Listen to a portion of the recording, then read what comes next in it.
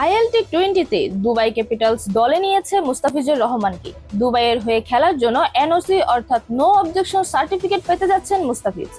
সব ঠিক থাকলে দুবাইয়ের জার্সিতে ILT20-তে দেখা যাবে ফিজকে। ফ্র্যাঞ্চাইজি ক্রিকেটে দীর্ঘদিন ধরেই hotcake tiger pacer Mustafizur Rahman.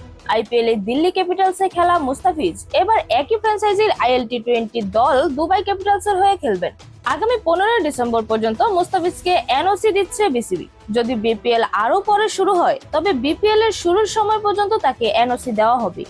আগামী 2 ডিসেম্বর থেকে শুরু হবে ILT20 এর পরবর্তী আসর। ফাইনাল হবে 4 জানুয়ারি। টুর্নামেন্টের defending champion Dubai Capitals 2 December Desert ভাইপার্সের বিপক্ষে ম্যাচ দিয়ে টুর্নামেন্ট শুরু করবে দুবাই ক্যাপিটালস।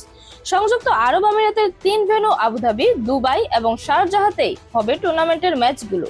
বিপিএল এর আসন্ন মৌসুমের সূচি বা দল কিছুই এখনো চূড়ান্ত হয়নি, তবে বিপিএল এর সম্ভাব্য সময় ডিসেম্বর-জানুয়ারি।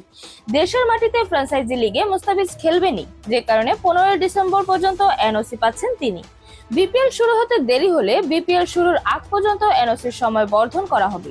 দেশে ফিরে বিপিএল এ খেলবেন কাটার মাস্টার। IPL এ দিল্লি ক্যাপিটালসে 2 মৌসুম খেলা মুস্তাফিজ এখন 1 মৌসুম খেলেন চেন্নাই সুপার কিংসে। সর্বশেষ আসরের শেষ ভাগে তাকে আবারও দলে টেনেছিলেন দিল্লি ক্যাপিটালস। এরকম আরো নতুন নতুন খেলার আপডেট পেতে অবশ্যই চ্যানেলটি সাবস্ক্রাইব করে রাখুন। ধন্যবাদ। লেভাজ নিউজ।